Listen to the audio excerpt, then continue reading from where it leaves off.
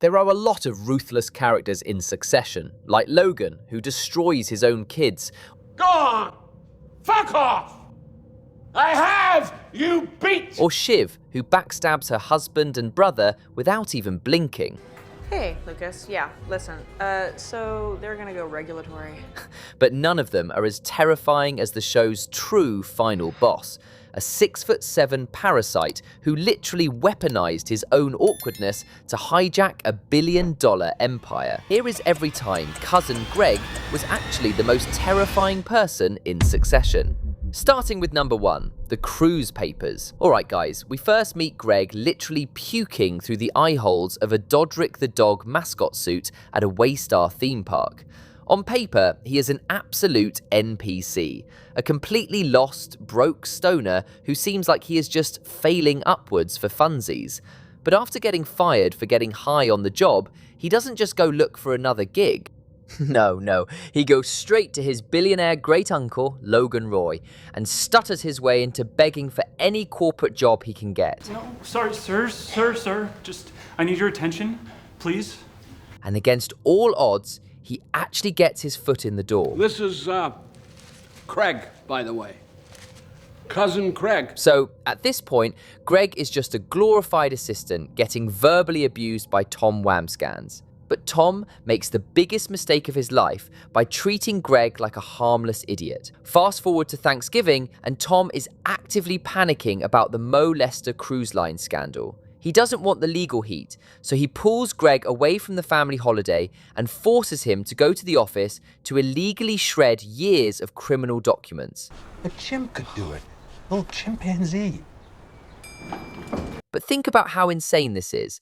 Tom is literally handing the nuclear codes of a multi-billion-dollar conglomerate to a guy who was just begging for cab fare a few weeks ago. Sorry, I'm really sorry, but I don't have any money for the cab. And while Tom thinks he's safe, my boy Greg recognizes he's just been handed the ultimate cheat code. So instead of just blindly shredding the evidence, Greg goes full galaxy brain. He sneaks over to the office copier, duplicates the absolute most damning, highly illegal files, and literally stuffs the copies. He feeds the original documents into the shredder to completely cover his tracks, effectively erasing the paper trail for the company while quietly walking out with the only existing proof of their darkest secrets in his bag. I mean, who actually thinks to pull a calculated corporate heist while their boss is eating Thanksgiving dinner? Tom thought he was using a clueless pawn to clean up his mess, but this single sociopathic move takes Greg from a broke outsider to the only guy holding a loaded gun to the entire Roy family's head. And he doesn't even flinch. But what if Tom had actually stayed in the room? Or what if security searched his bag full of felonies? Greg would have been the ultimate sacrificial lamb, rotting in a federal prison before season 1 even ended. 2. The Wedding Blackmail. So after hiding the most dangerous documents, my boy Greg doesn't just sit on them, he waits for the absolute perfect moment to play his hand. Fast forward to the end of season 1 at Shiv's wedding in England. The entire family is in a state of pure chaos because Kendall is secretly plotting a massive hostile takeover to rip the company away from his dad. He calls emergency board.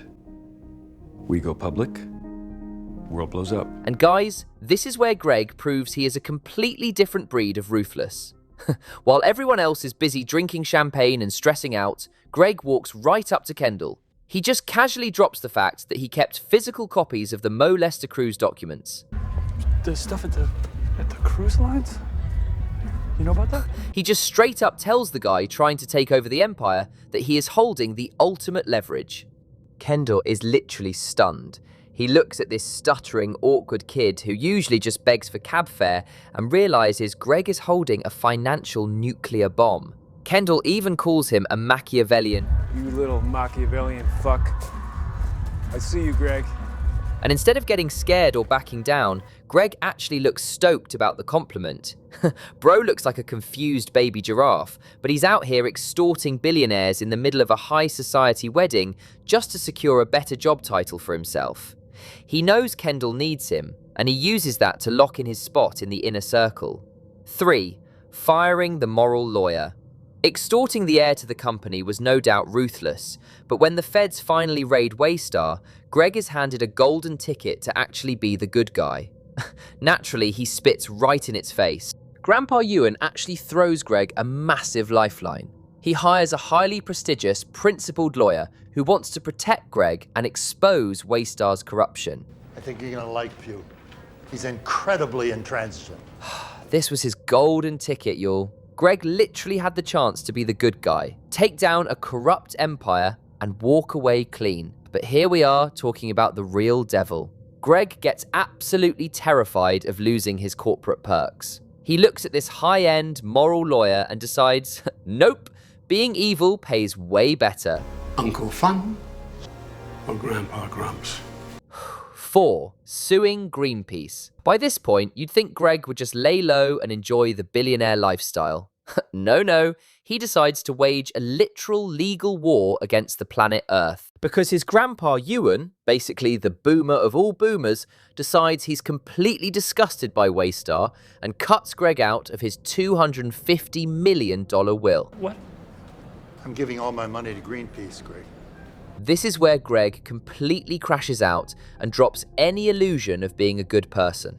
Greg doesn't just get mad, he literally goes to the family lawyers to see if he can sue a global charity that protects the environment. But I can't sue Greenpeace.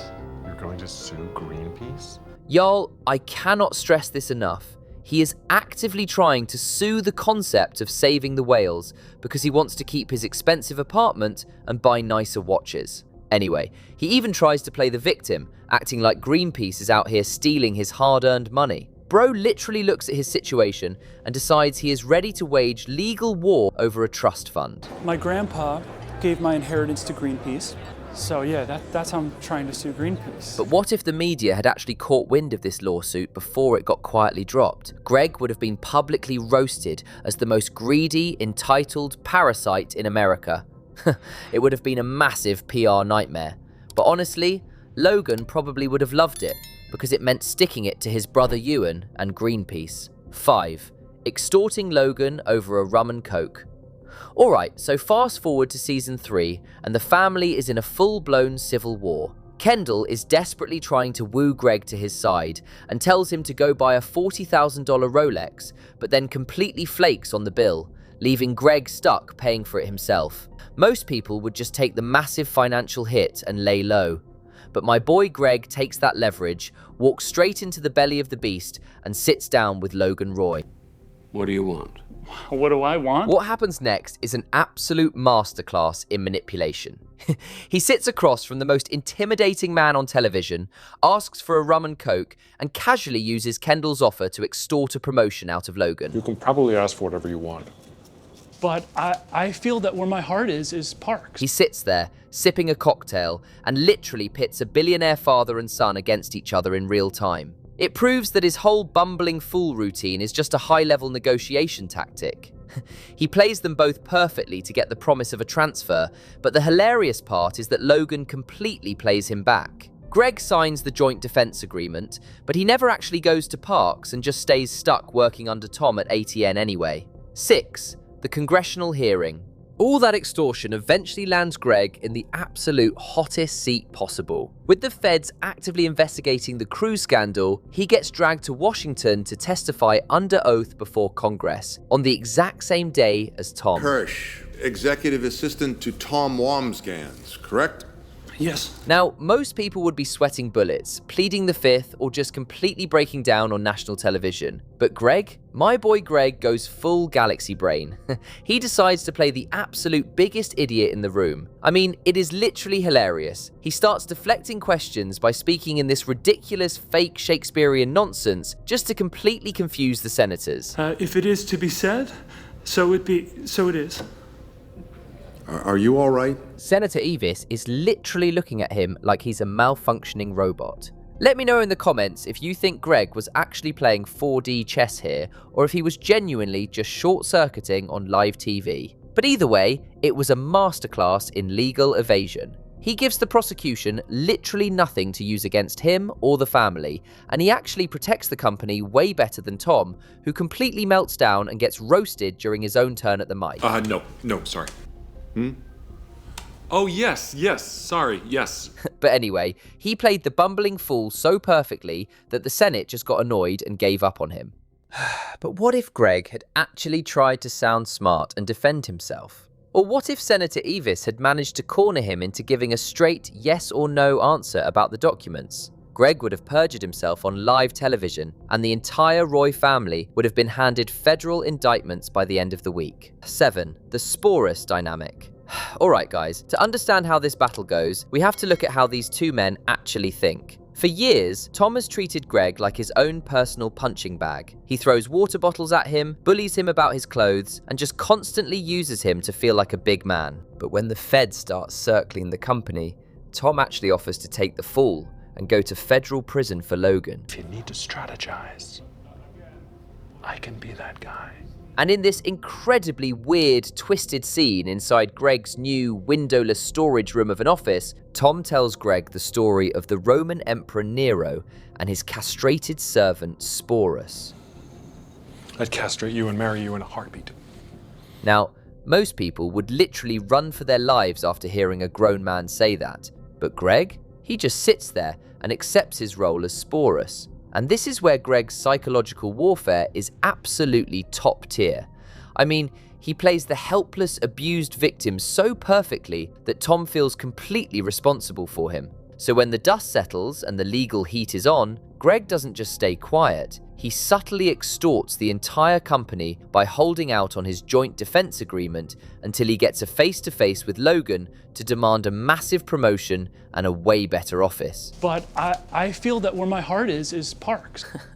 I mean, who is really in charge here? The guy throwing the water bottles, or the guy getting a $100,000 raise every time a bottle gets thrown? Greg literally turns Tom's toxic abuse into a corporate ladder. 8. The ATN Zoom firing massacre. And at this point, you really thought Suing Greenpeace was the worst it could get. Oh boy, because fast forward to the final season, and Greg loses the absolute last shred of his human empathy. When Tom needs to trim the fat, he doesn't want to get his own hands dirty, so he forces Greg to be his personal hatchet man and fire dozens of employees. Yes, we are letting all of you go. Now, firing people is awful, and most normal people would feel sick to their stomach having to ruin that many lives. But Greg? Oh man, he doesn't even want to take the time to look these people in the eye. He decides the best way to handle this is to put everyone on a massive generic Zoom call and just axe them all at once. You said 100 scalps in 3 days? Mm-hmm. 100. Y'all, the coldness here is actually terrifying. It is exactly like those soulless, real-world corporate layoffs we see all the time. Except it's being done by a guy who used to steal office donuts to survive. Bro has completely detached from reality and just views these people as numbers on a spreadsheet. 9. The finale betrayal. So, we are at the end game now. Waystar Royco is in its final hours, and the entire family is just ripping each other apart over the Gojo merger. Shiv thinks she has the whole thing locked down and is about to be crowned the US CEO by Lucas Matson. Me as new CEO, yes. And your list, what's... But she completely underestimates the guy standing in the corner. While hanging out with Matson's crew, Greg hears them talking in Swedish, and instead of just zoning out, he pulls out his phone and uses a freaking Google Translate app to listen in. He finds out Matson is actually planning to betray Shiv and give the CEO job to someone else. Bro literally caught Shiv's downfall in 4K, and what does he do with this information? He goes straight to Kendall and sells the intel to the highest bidder, just to secure his own spot if the siblings manage to kill the deal. If I give you something incredible, would you give me something amazing? It's absolute galaxy brain behavior. He pits the siblings against Matson and sets off a nuclear bomb that blows up the entire deal. But of course, Tom eventually finds out that Greg was the leak, and when Tom corners him in the bathroom, things get physical. Did you fucking tell? Huh? You bastard? I was this close. They have this pathetic, hilarious slap fight. But here is the crazy part. Greg actually fights back. He doesn't just cower and cry, he takes a beating, but he slaps Tom right back. And because of that weird, twisted Nero and Sporus dynamic we talked about earlier, Tom actually respects it. When the dust settles and Matsson officially crowns Tom as the new CEO, Tom doesn't fire Greg. He puts a sticker on his forehead and claims him. I got you. He brings Greg right back into the inner circle as his right-hand man. But what if Greg's phone battery had died before he could translate that conversation? Or what if Tom had just completely snapped in that bathroom and thrown Greg out onto the street for good? Greg would have been collateral damage, left with absolutely nothing, while the Roys walked away with billions. Instead, he gambled on his own survival and won. Because in Succession, intelligence isn't about knowing business, it's just about knowing how to survive as a parasite.